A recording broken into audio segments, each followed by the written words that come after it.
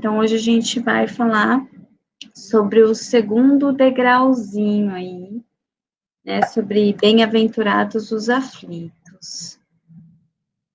E é muito bonito quando a gente vê o Sermão do Monte, né, as bem-aventuranças dentro do Sermão do Monte, que todas as bem-aventuranças, elas são acompanhadas de uma consequência, né? Bem-aventurados uma coisa porque outra coisa, né? Nesse sentido, eu estou querendo dizer.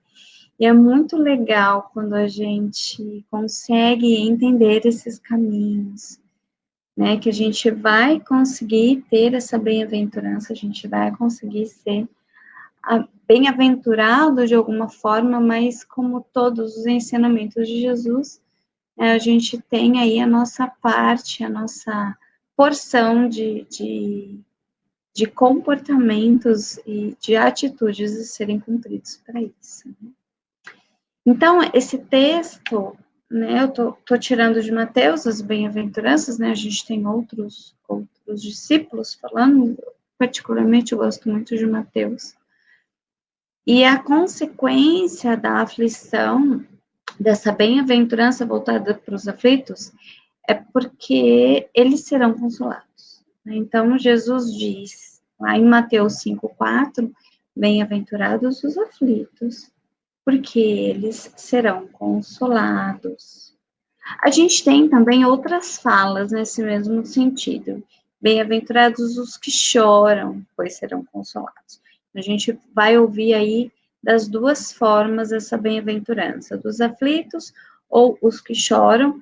É uma questão só de tradução, mas o sentido é o mesmo, tá? A gente vai aí retomar, né, os estudos do Simão Pedro, que muito sabiamente nos coloca, vou relembrar um pouquinho, essa questão das bem-aventuranças como uma escada ascendente que a gente vai adquirindo conforme a gente consegue adquirir e outras virtudes. Então, uma bem-aventurança leva a outra, mas isso tem a ver com a nova atitude que a gente adquiriu da bem-aventurança anterior. Então, o mês passado a gente falou sobre bem-aventurados os pobres de espírito, que a gente entendeu que está relacionado com a humildade. Então, eu só vou conseguir subir para a bem-aventurança dos aflitos se eu adquirir a humildade lá no degrauzinho anterior. Então, vamos supor, a gente vai partir esse estudo de que nós estamos nesse segundo degrau, a gente já conseguiu, né, aí adquirir essa questão da humildade, né, e se bem que a gente vai supor, tá? Então, vamos entender um pouquinho da onde veio isso, né? Eu achei importante a gente colocar essa questão da onde está inserido, né? As bem-aventuranças, então, elas estão inseridas dentro do Sermão do Monte, que é um momento em que Jesus sobe até o Monte das Oliveiras e começa a falar para os seus e para quem está ali com ele. E aí ele tem uma série de preceitos, uma série de situações, e aí ele coloca essas bem-aventuranças. E aí o Luiz Hu, essa graça de pessoa, ele vem colocar no Evangelho Fácil, que é uma coleção de livros que ele tem, muito, muito interessante, ele coloca assim, ó, as bem-aventuranças são uma fonte de esperança e de consolo para os que sofrem. São expressões claras das virtudes que o Cristo passou aos homens para que possam trabalhar e melhorar a si próprios. O Sermão da Montanha é a síntese da mensagem de Jesus.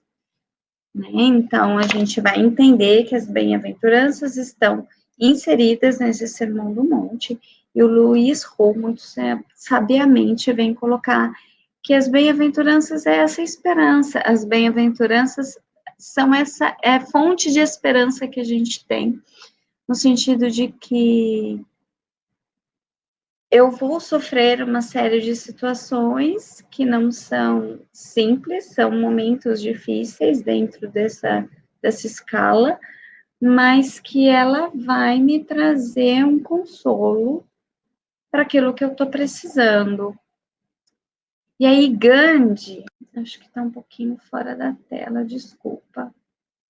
Gandhi, ele vai, acho que deu certo, né? Gandhi vai colocar assim, ó, que se toda a literatura espiritual fosse perdida e só o Sermão da Montanha fosse salvo, então nada estaria perdido, né? Justamente por conta desse pensamento que o Luiz Hu coloca, que todos os ensinamentos e os preceitos de Jesus estão contidos no Sermão da Montanha.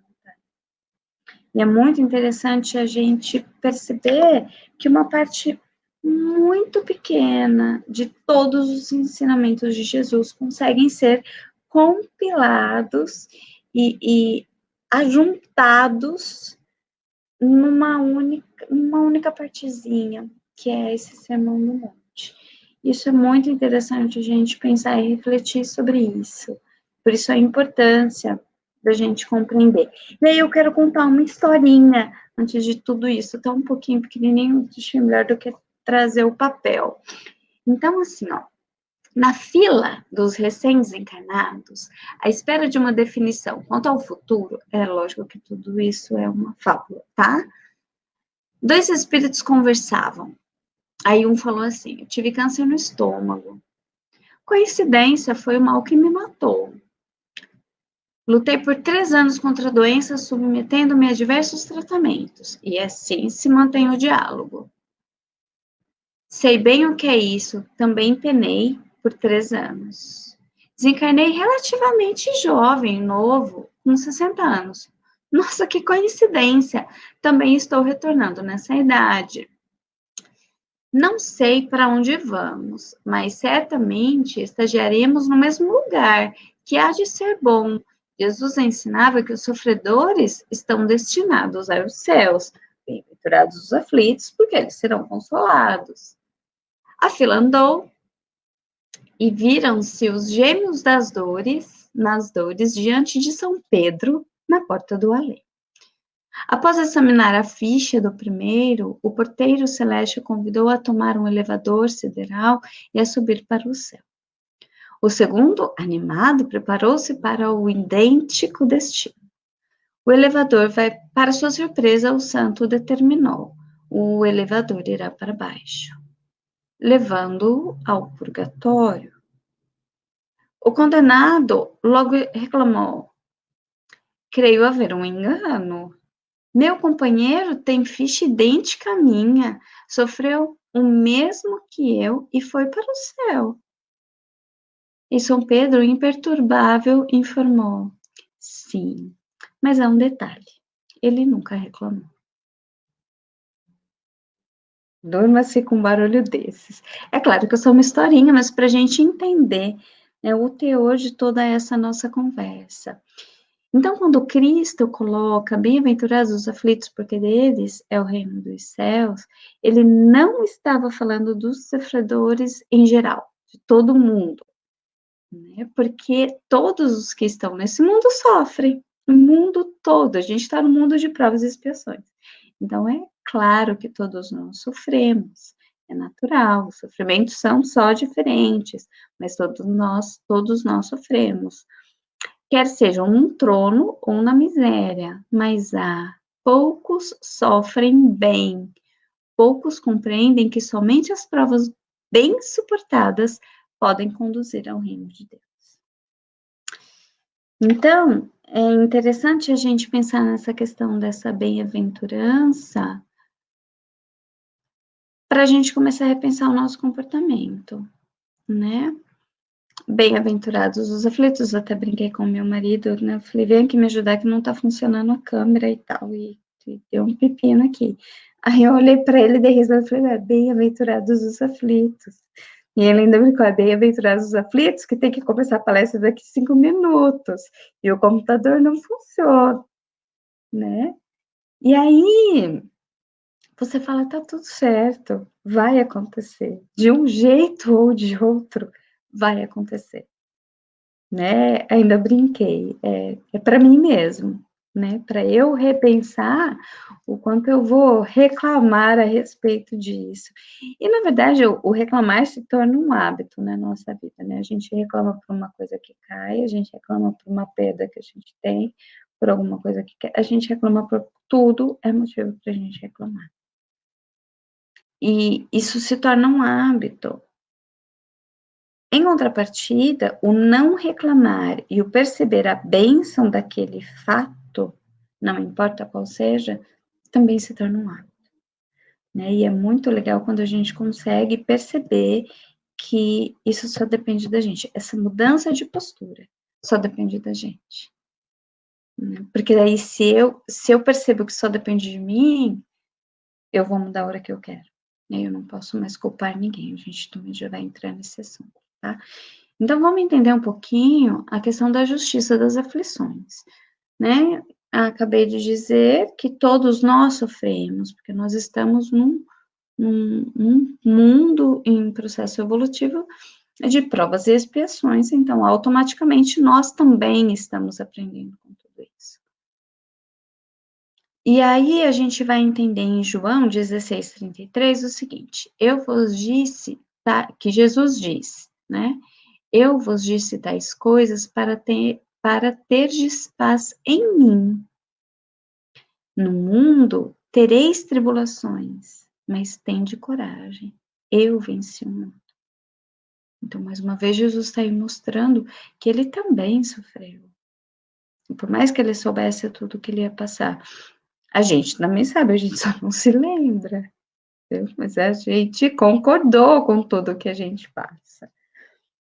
Então, vamos entender, Helena, mas o que pensar de uma criança que já nasce com um monte de dificuldades, né? A mãe, o pai, o familiar que cuida dessa criança, uma criança que tão tenramente vai para um orfanato, né? E aí a gente vai entender a justiça de Deus nesse sentido, né? Por isso que se a gente entender que tudo vem de Deus, a gente vai conseguir entender também que tá tudo do jeito que precisa ser, né? Jesus sempre reconheceu a enorme diversidade de dores no mundo, mas nos estimulava a caminhar com resignação. Resignação e coragem, confiança na misericórdia do Pai.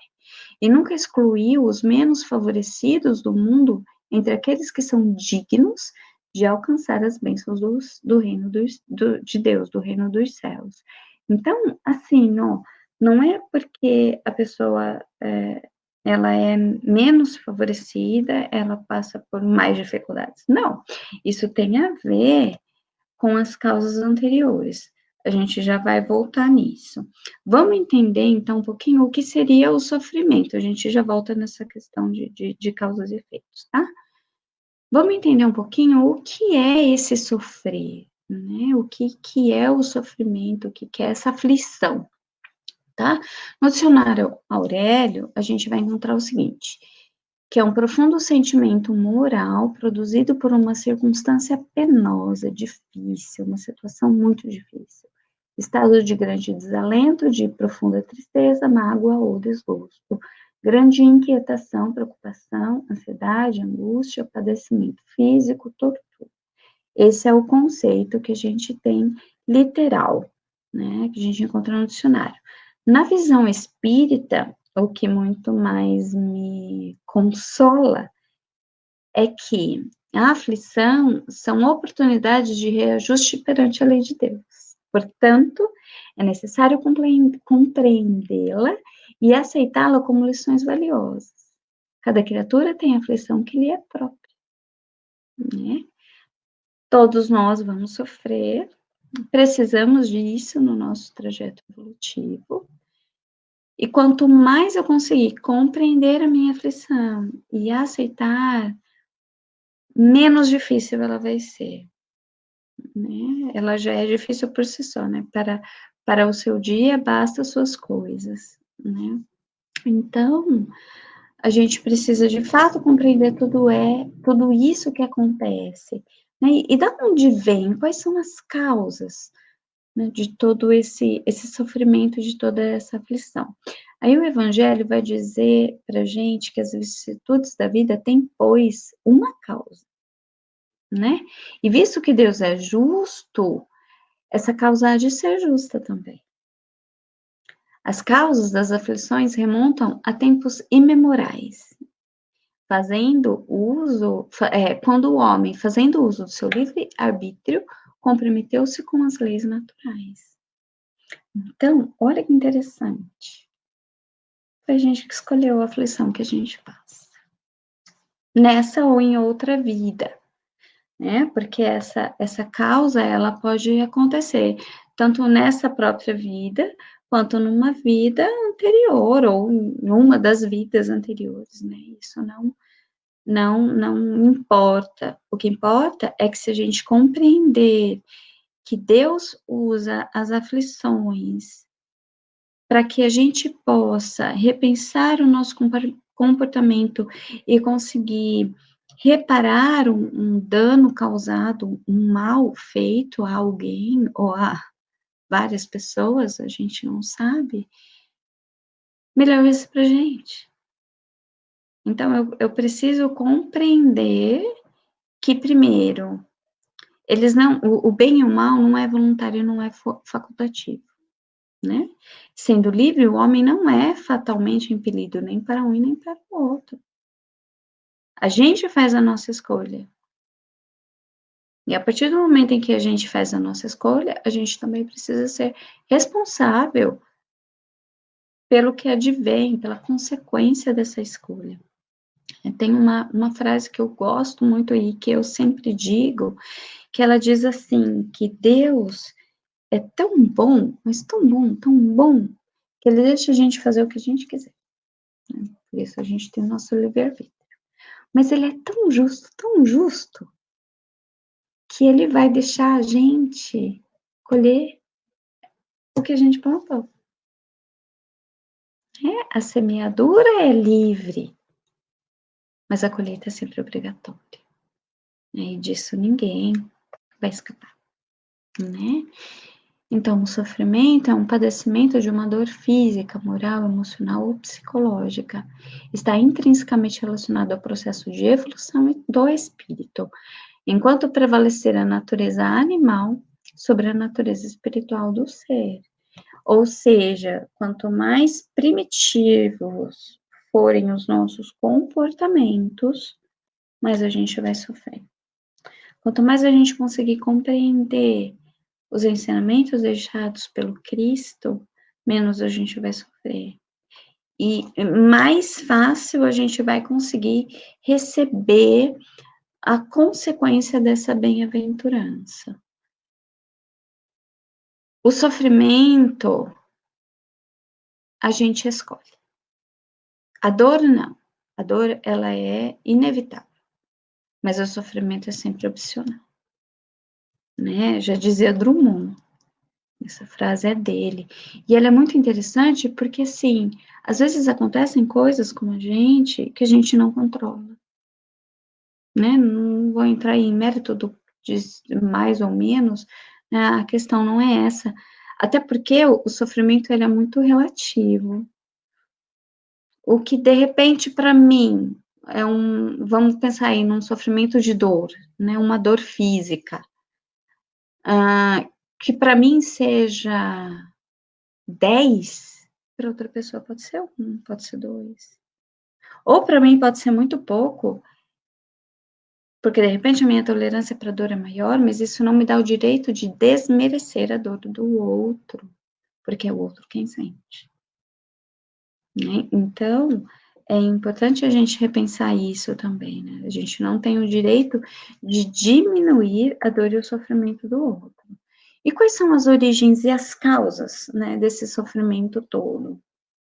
Aí, no estudo de NEP da FEB, ela vem colocar esse ensinamento que a pedagogia divina dispõe de inúmeros recursos para dinamizar o nosso processo evolutivo, respeitando e seguindo os ditames da lei do progresso. E que tudo o que a que tudo e a todos são submetidos. A nós, espíritos encarnados, cabe o exercício do livre-arbítrio, que trabalhará em nosso favor da nossa rápida ou lenta ascensão, né? Aí é que a gente vai escolher se a gente quer caminhar mais rápido ou se a gente quer caminhar mais devagarzinho, mas a gente não tem, a gente de repente vai sofrer menos a partir do momento que a gente conseguir evoluir e a gente colocar essa evolução em concomitância com a evolução do planeta. Se eu estou num mundo de provas e expiações, é natural que haja sofrimento.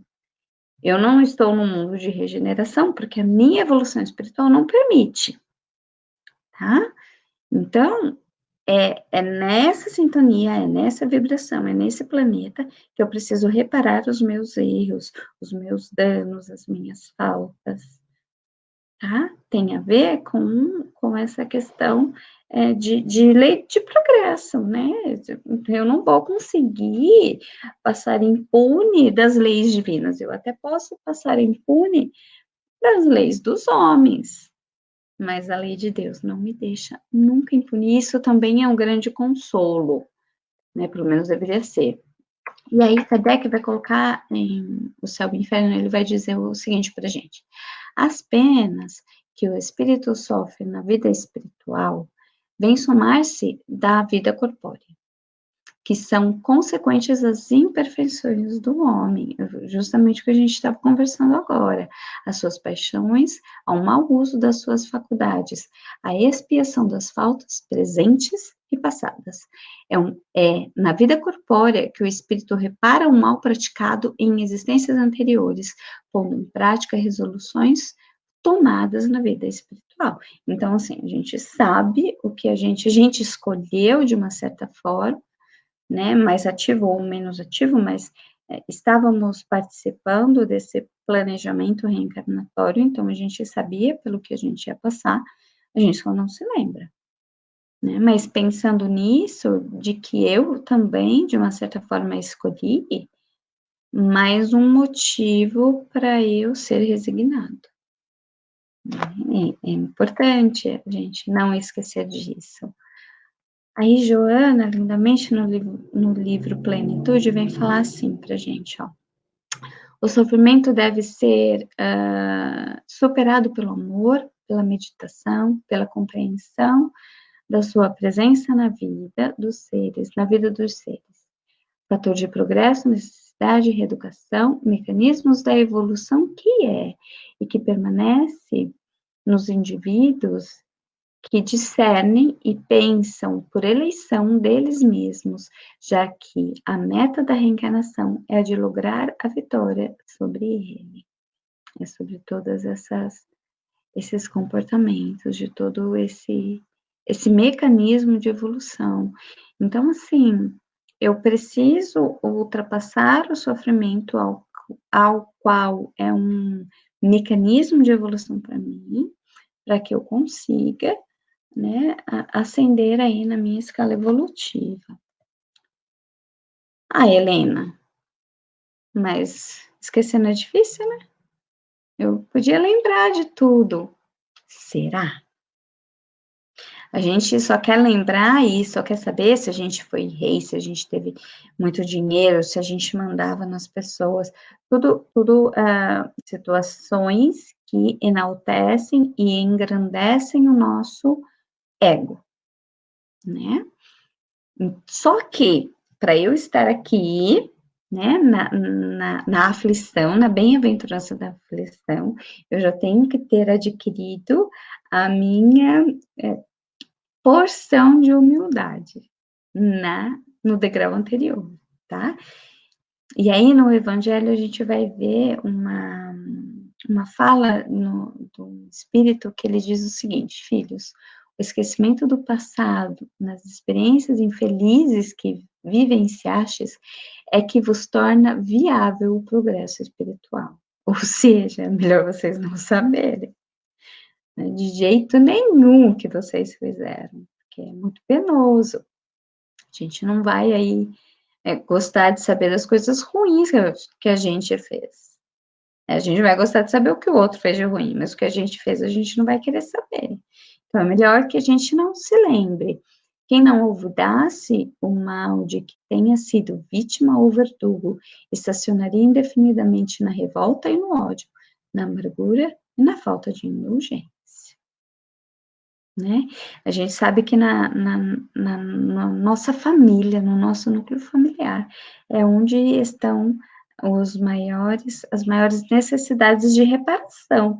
Então, já pensou? Se eu olho para minha filha e vejo que ou eu causei mal, ou ela me causou mal, e eu tenho esse conhecimento, o quanto isso vai dificultar e vai atrapalhar ainda mais o meu processo evolutivo nessa encarnação, tá? E aí o Dr. Bezerra de Menezes, em psicografia, ele coloca o seguinte, que a amnésia temporária, né, a partir do momento que a gente reencarna, com relação ao que fostes e ao que fizestes no passado, de certa forma, vos enseja o vencimento íntimo num tempo relativamente mais curto do que levaríeis para concretizá-lo caso tivesses que conviver com as lembranças negativas que a lei vos manda esquecer. Então, mais uma vez, é Deus usando da sua misericórdia para conosco. Não ia ser legal eu hoje, vamos supor, abomino e fico muito chocada com esses crimes hediondos de que matou, de que estrangulou, de que levou à tortura. Hoje eu me espanto. Quantas vezes será que eu já fui esse algoz? Quantas vezes será que eu já fui motivo de sofrimento para os outros? Então, graças a Deus, literalmente, que a gente não se lembra de tudo isso. Porque a gente poderia entrar num ciclo de autopiedade, poderia entrar num ciclo de vingança, poderia entrar num círculo de piores sentimentos. Né? Por isso, a importância da gente esquecer. E aí a gente cai na palavra-chave, né? Assim como a humildade era do bem-aventurados os humildes, bem-aventurados os pobres de espírito, a resignação é a palavra-chave, é o sentimento que a gente precisa desenvolver para a gente poder ir para o degrau superior, que aí vai ser numa próxima fala, tá? Bem-aventurados os aflitos, pois que serão consolados, são ditosos porque se quitam, né? A gente consegue reparar o nosso mal, e porque depois de se haverem quitado, estarão livres. Então, vamos pensar que hoje eu posso estar passando por um momento difícil, não importa qual seja, mas que eu me coloco nessa posição de aflito, e aí eu só reclamo, e aí, na verdade, eu não vou nem ter conseguido sair do primeiro degrau, porque eu não vou ter humildade. A gente precisa da humildade para reconhecer essas nossas falhas, essas nossas faltas, essa nossa imperfeição. E é só a humildade que vai me deixar me enxergar sem nenhum véu, né? Sem papel de vítima, compreendendo que eu tenho, sim, a responsabilidade naquilo que eu escolho, naquilo que eu faço, seja nessa ou seja em outra vida. Não faz muita diferença isso. A questão é, a partir do momento em que eu quero reparar, eu estou me resignando, eu quero reparar o meu mal causado a outrem ou outrens, não me importa, eu vou conseguir quitar esse meu débito. Eu vou conseguir reparar esse dano causado, esse mal causado, e aí eu vou estar livre né? Eu vou estar livre deste momento de aflição. Por isso, a resignação, ela é muito importante. E a resignação, ela não é uma desistência, como muitas pessoas pensam, né? Eu sou resignado, então eu vou desistir disso. Não. A resignação é a aceitação do destino, que foi designado para a sua existência, e que a gente está chamando de destino, mas a gente sabe que é uma consequência de todas as nossas atitudes. Então, quando eu conseguir aceitar essa minha condição, essa minha vida, eu vou conseguir melhorar a minha situação evolutiva nesse sentido, tá? E aí, Simão Pedro, nesse estudo que ele fala, ele coloca assim, ó, o segundo degrau tem a ver com a resignação, né? A gente já estudou que o primeiro vai se relacionar com a humildade, então o segundo é com a resignação. Bem-aventurados os aflitos, ou os que choram, porque serão consolados. O coração que chora, que sofre, mas que não tem a humildade, não tem condição de entender o sofrimento. Ele sofre, mas não entende por que sofre. E assim não busca caminhos para a sua libertação. A pessoa que não tem humildade, o sofrimento faz dela uma vítima. E isso torna, né, para a pessoa, Deus um algoz. É preciso humildade para resignar-se. Eu achei isso, assim, fantástico. E é muito verdadeiro. Porque, coitadinho de mim, né? Por que eu tenho que passar por tanta tribulação, por tanta dificuldade, tantas coisas ruins, né? Aquela pessoa lá que é ruim, não tá sofrendo, né? E, na verdade, a gente não sabe, né? É um pré-julgamento. Mas o importante dessa fala do Simão Pedro é que, assim, a partir do momento em que eu compreendo a minha necessidade de reparação de dano e que essa minha aflição, ela é uma forma de eu conseguir reparar o mal que eu fiz para alguém, eu deixo de ser vítima. E assim, as pessoas se escondem, né, na maioria das vezes, no papel de vítima, porque elas não conseguem lidar com a responsabilidade dos seus atos. A gente não é vítima de nada. Eu preciso compreender que a importância desse meu sofrimento com humildade, né? No sentido de que Deus sabe o que é melhor para nós. Ele sabe o quão sedento de evolução nós estamos, né? Ainda que não pareça, mas estamos. Então, quando eu tenho essa humildade e eu compreendo essa minha necessidade do sofrimento, não como um castigo, mas como uma necessidade de reparação de dano, eu estou sendo resignado, né? É um processo que na teoria é simples, mas que a gente sabe que na prática não é tão simples assim, tá? Daí no Evangelho a gente vai ter essas duas colocações que são muito pertinentes, que ela vai dizer assim, ó, a obediência é o consentimento da razão.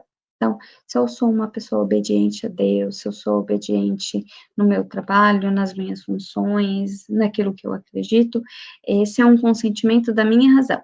Eu penso que eu preciso fazer isso, né? Já a resignação é um consentimento do coração. O meu coração entende que eu preciso passar por isso. E aí a pergunta que a gente precisa fazer nesses momentos de sofrimento não é por que eu, mas para quê? Para que esse sofrimento? O que eu posso aprender com esse sofrimento?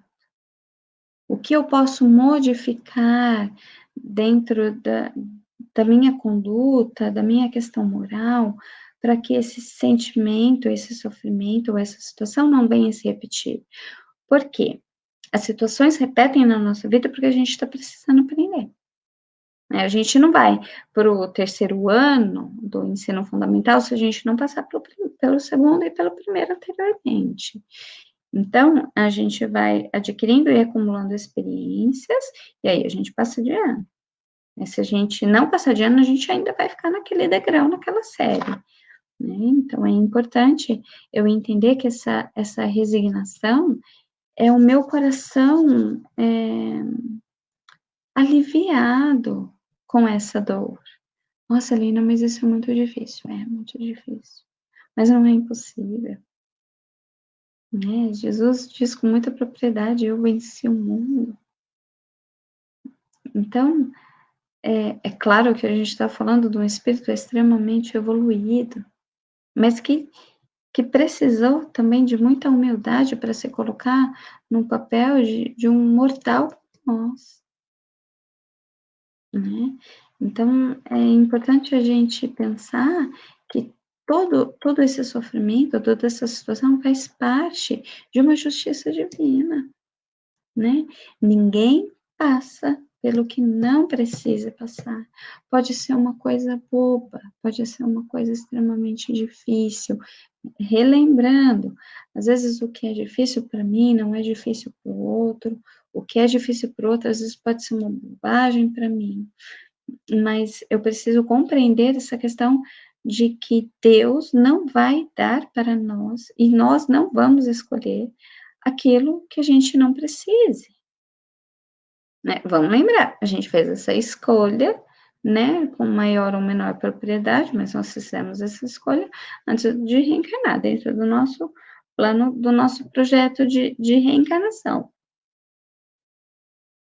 Então, se eu acredito em Deus, se eu acredito na benevolência do Pai, eu também preciso acreditar que Ele é justo, mesmo que eu não goste do que nesse momento é justiça, né?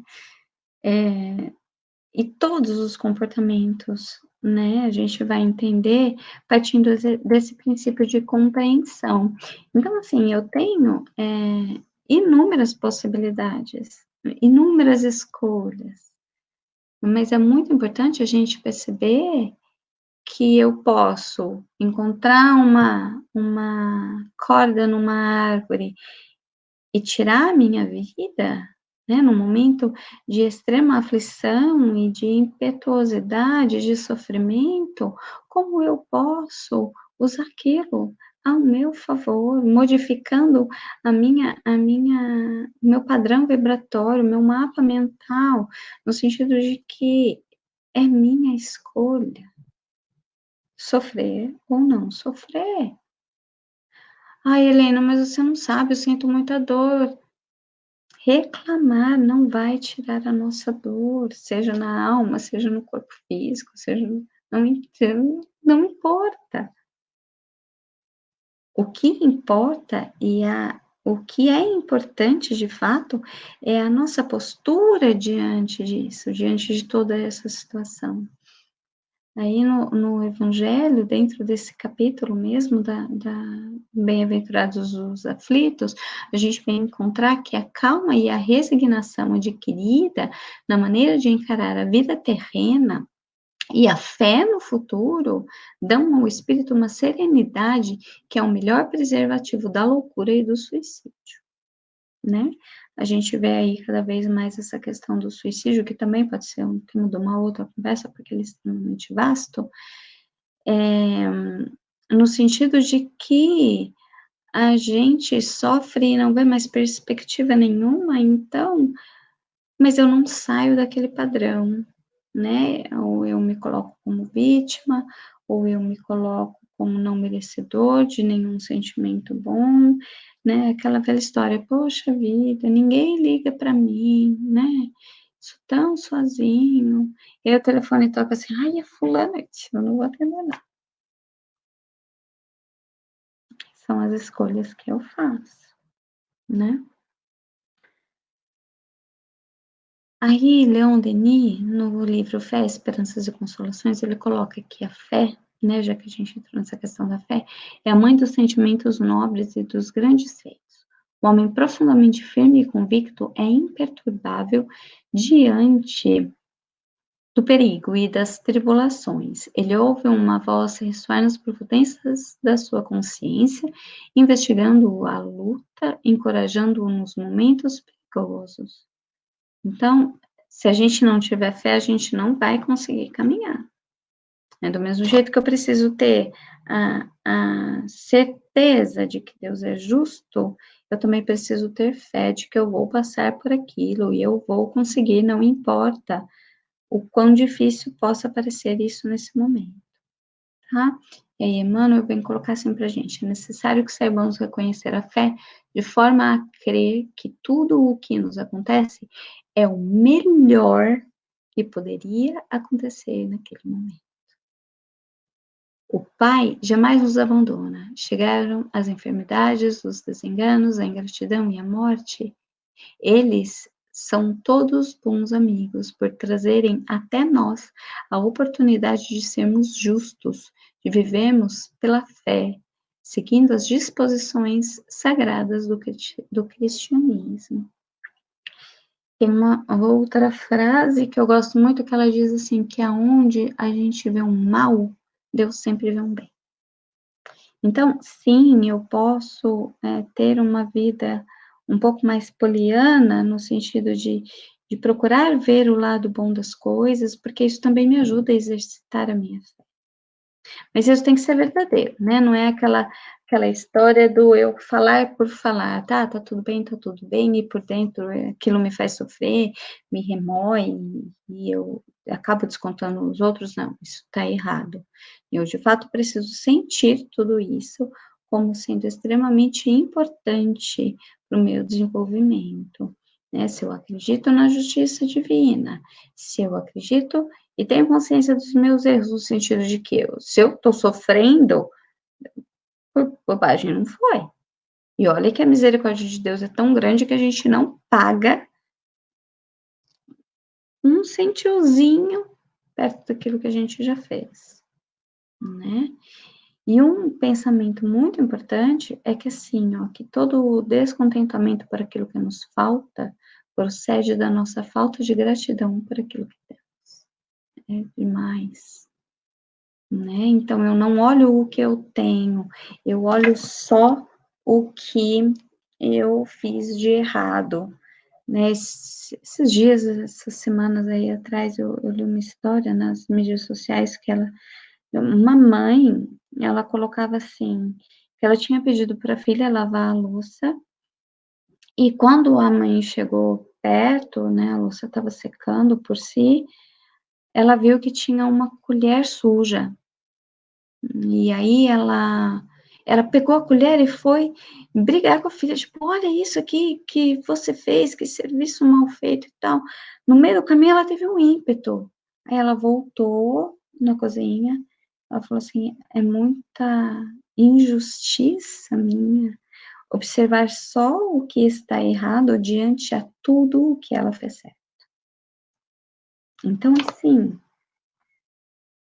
eu também preciso ter essa gratidão de saber tudo o que eu tenho, de saber que poderia ser pior, que tem pessoas em piores situações e condições que a nossa, né, com dores inimagináveis, né, e às vezes a gente se queixa, se descontenta por tão pouco, né, e é muito interessante a gente refletir sobre essa questão da gratidão, né. Ah, Helena, mas eu perdi um dedo, eu podia ter perdido a mão, né, é por isso que eu falo, é um pensamento bem poliana mesmo, né, que consegue aí ter a brincadeira do contente.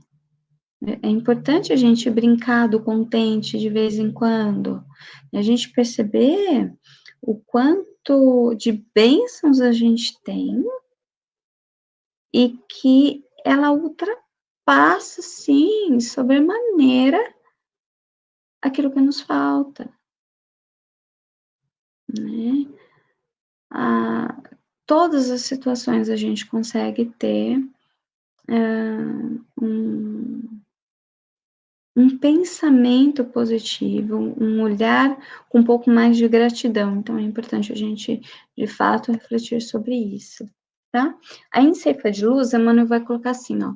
Se em qualquer tempo é suscetível de ser ocasião para o resgate e reajuste, todo dia é também oportunidade de recomeçar, reaprender, instruir ou reerguer.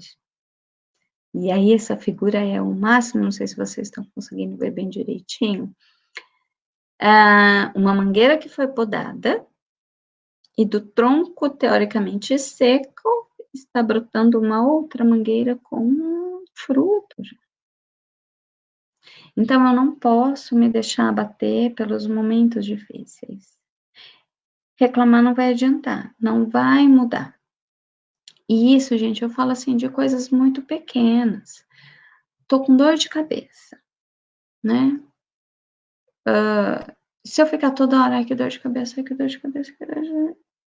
Primeiro, que se eu não tomar remédio, não vai passar. Segundo, que o fato de eu estar reclamando, né, trazendo para mim uma sintonia de reclamação, de autopiedade, também não vai fazer passar. Então, eu não preciso fingir, né? A questão da resignação não é a gente fingir, é de fato a gente aceitar que Deus vê coisas que a gente nem imagina. E se eu de fato acredito nisso, eu vou entender e aceitar que Ele está fazendo o que é melhor para mim. Porque não é um pai de amor, não é um pai todo bondade, não é um pai cheio de esperanças e consolos. Então, eu de fato preciso acreditar nisso, né? E aí, Joana, vem em psicografia, ela vem falar assim, ó, assume contigo próprio o elevado compromisso de amar-te e desenvolver as aptidões que te auxiliarão a conquistar o vir a ser. Né? Então, faça esse trabalho com você, não espere isso de outras pessoas. Ama-te, portanto, esses clichês pessimistas são decorrência do descuido que te permites, do desamor a que te relegas. Contempla o sol e viaja com a claridade, não aceitando o convite das sombras da noite, que clareará com as estrelas da tua fé religiosa. Loucura e suicídio são termos da tragédia do cotidiano que somente o amor, conforme o lecionou Jesus, conseguirá diluir, abrindo espaço para o êxito da vida, a alegria de viver. Então, eu posso escolher, né? Eu não estou falando que é para a gente ser egoísta, estou falando que é para a gente se amar. Que a gente não pode esperar e deixar isso depender dos outros. Porque nem sempre o outro está disposto. E isso não é um mal. Ele só não está disposto e está tudo bem com isso. A importância é o que eu vou fazer diante disso. Como eu posso me situar nessa situação de sofrimento, de dor, né? E aí a gente vai entender que existe o bem sofrer e o mal sofrer. Porque se eu estou mal sofrendo, eu provavelmente estou me tornando vítima da situação. Eu não consigo enxergar essa luz que o amor de Deus traz para o nosso sofrimento. Poxa, olha que legal, eu fiz mal para alguém em outra vida e nessa vida eu estou conseguindo reparar, né? Essa é a diferença do bem e do mal sofrer. Quando Jesus disse bem-aventurados os aflitos, ele não ensinou uma postura masoquista. Tipo, eu gosto de sofrer por sofrer. Vamos lá, sofre as 50 chibatatas por dia. E não é isso, não é a gente ser masoquista e falar assim, não, eu gosto de sofrer. Não, é o sermão que Jesus nos proporciona, consolo e esperança, ele vai nos ensinar que o nosso crescimento espiritual passa pela aflição, da dor e do sofrimento. Perdão, me perdi aqui, ó. E pela aflição, e passar pela aflição né, por nossa causa, por causa da rebeldia do nosso espírito, que é autônomo e tem livre-arbítrio. Né? Então, a gente passa, sim, por aflição como forma de reparação de um dano, reparação de um erro, de um equívoco escolhido, mas a gente pode modificar isso. Precisamos entender e aproveitar corretamente as situações que surgem no decorrer da nossa vida. Quanto mais eu conseguir compreender, menos eu vou sofrer. Né? Quanto mais eu me colocar nesse mesmo balaio de que eu normalmente julgo os outros, de que, ai, deve ter feito muita coisa ruim para passar por isso. E eu também. Nós também. E vamos relembrar, o que é pouquinho para mim pode ser muito para o outro. Às vezes é muito grande para mim e para o outro não, é insignificante. E isso também tem a ver com essa história de bem e mal sofrer, né? Sofrer não é um destino eterno do espírito, isso é muito consolador, né? Já começa aí o consolo, né? A gente tá chorando, a gente tá sofrendo agora, porque é agora que a gente precisa. Então, vamos aí acelerar o nosso passo e conseguir compreender que vai chegar um momento, né?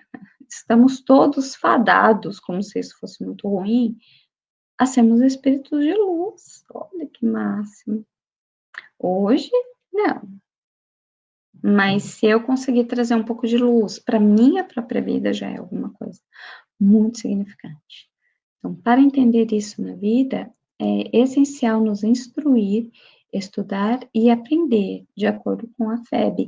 E eu acrescentaria, né, no auge da minha petulância, eu acrescentaria que para entender todo esse sofrimento na nossa vida, é essencial a gente se instruir, estudar, aprender e modificar o nosso comportamento, porque senão a gente vai continuar sofrendo. É aquele velho ditado, né, que já dizia minha avó, murro em ponta de faca. Né? Então, eu preciso, além da instrução, do estudo e do aprendizado, eu preciso colocar tudo isso em prática na modificação do meu comportamento. Né? Gente, eu não sei falar o nome dessa moça, mas ela tem um estudo muito legal que ela coloca como eu entendo o evangelho, né? E aí ela tem uma frase que ela fala que nós somos o soldado. Nós, nosso corpo, nosso espírito, nós, espírito, somos soldado. E a nossa mente, o campo de batalha. A gente tem que ser o vencedor. A gente não pode deixar aí se levar por esses pensamentos que tendem a me vitimizar, a me diminuir, a me colocar numa situação de perigo comigo mesmo, de lamentações eternas, de brigas com Deus, porque a gente só acha que Deus é justo quando convém pra gente, e isso é uma empáfia, na verdade, né? Se a gente acredita que Deus é justo, Ele é justo para todo mundo. Então eu não sofro à toa. Não estou aqui aflito à toa.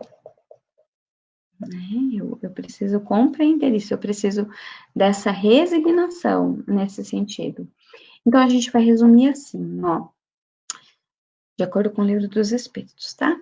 Estais todos na terra para espiar. Mas todos, sem exceção, deveis fazer todos os esforços para aliviar a expiação dos vossos irmãos, segundo a lei de amor e caridade. Ou seja, tá todo mundo aí na mesma tempestade, né? Eu não gosto do pensamento de que tá todo mundo no mesmo barco. É porque tem gente num barquinho de madeira, né? Só numa pranchinha, tem gente num iate. A gente não tá no mesmo barco, mas a gente está na mesma tempestade. E sim, se a gente conseguir auxiliar o outro na dor dele, né, de acordo com essa lei de amor e de caridade, mais eu vou estar próximo de compreender o meu sofrimento, né? Olhando o sofrimento do outro, eu também consigo, se eu tiver um pouquinho de respeito por mim, eu vou entender o que é esse sentimento. E aí, mais que eu vou poder ajudar o outro. E aí, Gandhi, de novo, vem dizer assim pra gente, ó. Seja a mudança que você quer ver no mundo. A gente, mais uma vez, se queixa das situações, se queixa das pessoas, né? Quando eu dava aula, eu brincava muito com os alunos assim, né? Nossa, porque fulano é muito difícil, né? Ai, verdade, professora, nossa, é muito chato, é muito difícil. É verdade. E a gente é super legal, né? A gente é um amorzinho, como estão brincando agora, a gente é o alecrim dourado que nasceu no campo, né? E isso não é verdade. Mas eu quero que o outro mude, que o mundo mude, mas eu quero continuar aqui na minha comodidade, no meu comodismo de que eu sou assim. E aí a gente não pode aceitar o outro do jeito que ele é o jeito dele. Se eu partir do princípio que é o meu jeito, eu também vou entender que é o jeito do outro. Né? Então, não tem jeito, tá todo mundo aqui para espiar, tá todo mundo aqui para se entender, né? Então, como consolo, né, só para a gente poder dormir um pouco mais aliviado e em paz, a gente tem esse seguinte pensamento de Jesus, a seguinte fala de Jesus: vós sois deuses, podeis fazer tudo o que eu faço e muito mais, que brilhe a vossa luz. Deixa aí essa chama de amor que Deus colocou dentro dos nossos corações, vamos espalhar essa luz, esse amor, essa caridade, vamos olhar mais para a forma como a gente se relaciona com a gente, com os nossos sofrimentos, não como uma pena, não como um castigo, mas como uma oportunidade de reparação e automaticamente de evolução, né? E é isso, né? Tem muita coisa para a gente refletir, muita coisa para a gente pensar. Eu agradeço a todo mundo que esteve conosco, mais uma vez, que Jesus possa aí nos abençoar e nos cuidar.